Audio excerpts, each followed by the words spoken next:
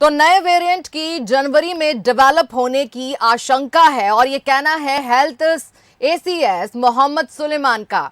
जी हां, उन्हीं का बयान ये सामने आया है और उन्होंने कहा है कि नया जो वेरिएंट है जनवरी में ज्यादा डेवलप हो सकता है। कोरोना संक्रमण रोकने के लिए स्वास्थ्य विभाग ने पूरी तैयारियां कर ली है। संक्रमितों के इलाज के लिए अस्पताल भी तैयार किए गए हैं, यानी कि वेरिएंट की अगर यहां पर ज्यादा जो है पुष्टियां होती हैं, मरीज ज्यादा आते हैं, तो उसके लिए भोपाल तैयार है। दवाई, मशीनरी, ऑक्सीजन प्लांट सब कुछ तैयार है। प्रदेश भर में टेस्टिंग सेंटर और ट्रेसिंग जारी है।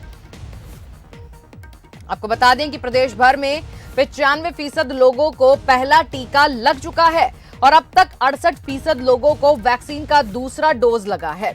31 दिसंबर तक 100% वैक्सीनेशन का लक्ष्य प्रदेश में रखा गया है। 16 साल के नीचे जो बच्चे हैं उनमें इम्यूनिटी पाई गई है। इंदौर में भी जब टेस्ट हुआ है तो उस दौरान भी बच्चों में इम्यूनिटी पाई गई है। भी हम 68% लोगों को सेकेंड डोज लगा पाए। इस महीने हमारा लक्ष्य है कि किसी भी तरह से हम अपनी सेकेंड डोज पूरा कर दें, ताकि अगर वेरिएंट जो आएगा भी इससे संभावना है कि जनवरी में डेवलप होना शुरू होगा, तब ज़्यादातर पॉपुलेशन को सेकेंड डोज लग चुका हो।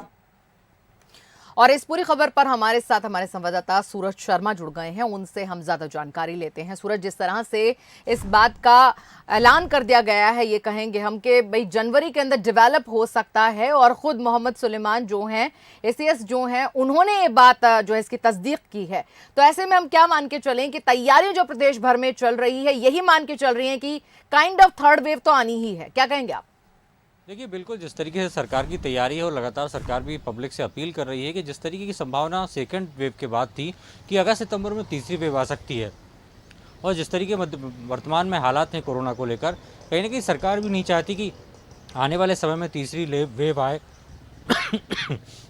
या किसी प्रकार का ऐसा कोई नया मूवमेंट डेवलप हो जिसको लेकर सरकार और जो लोग हैं वो प्रभावित हो। शायद यही वजह है कि आज साफ तौर पर मोहम्मद सुलेमान जो एसीएस हेल्थ एसीएस उन्होंने कहा है कि जो उम्मीद जताई जा रही है, संभावना है कि जनवरी में नया जो म्यूटेंट है वो डेवलप हो सकता है, और ऐसे में कई मरीज ऐसे भी होंगे जिन्हें अस्पताल में भर्ती करना पड़ सकता है। इसको लेकर तमाम तैयारियां सरकार के स्तर पर पूरी हो चुकी हैं। खासतौर से अस्पतालों की बात करें, वेंटिलेटर की बात करें, सिटी स्कैन, ऑक्सीजन कंसंट्रेटर, खासतौर से जो ऑक्सीजन प्लांट सरकार ने बनाए थे, इसके अलावा जो पहले बिस्तरों की संख्या कम थी उसको भी बढ़ा दिया गया है। तो कुल मिलकर सरकार के स्तर पर तैयारियां तमाम पूरी कर चुकी हैं।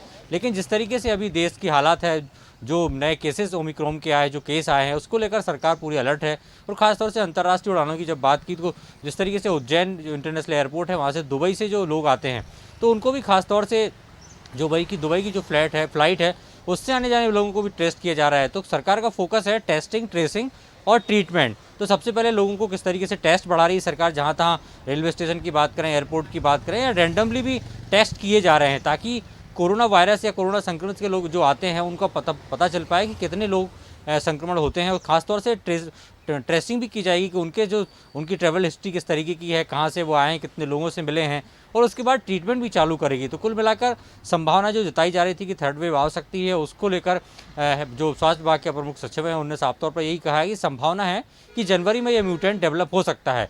तो कहीं ना कहीं सरकार की तैयारी पूरी है। और ख़ासतौर से यदि छोटे बच्चों के संक्रमण की बात करें तो उज्जैन में जिस तरीके से ट्रायल के तौर पर जो बताया गया कि 16 साल से जो कम उम्र के बच्चे हैं उनमें इम्यूनिटी बढ़ गई है, तो ऐसे में कहीं ना कहीं संक्रमण से लड़ने की ताकत उनमें ज़्यादा होगी।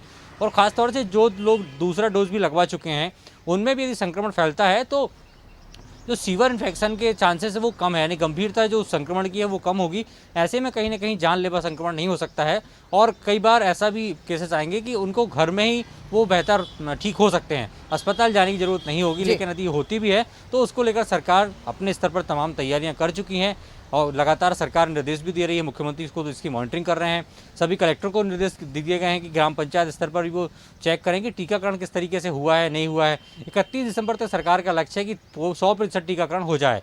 95% पहला टीका सबको लग चुका है, 68% जो है दूसरा टीका भी सबको लग चुका है, दूसरा टीका।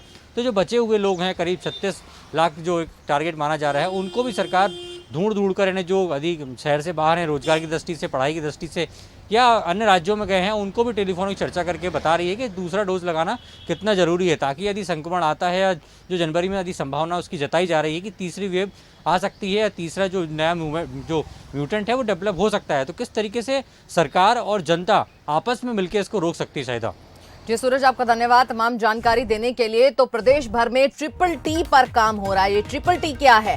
टेस्टिंग, ट्रेसिंग और फिर ट्रीटमेंट, यानी कि पहले टेस्टिंग हो, उसके बाद ट्रेसिंग हो और फिर सही ट्रीटमेंट दिया जाए। और उससे भी ज्यादा जरूरी ये है कि अब तक जिन लोगों का दूसरा डोज नहीं लगा है, 68% जो लोग हैं उनका ही वैक्सीनेशन पूरा हो पाया है, तो उन लोगों को भी ढूंढ ढूंढ कर दूसरा डोज लगवाया जाए जिनका रह गया है।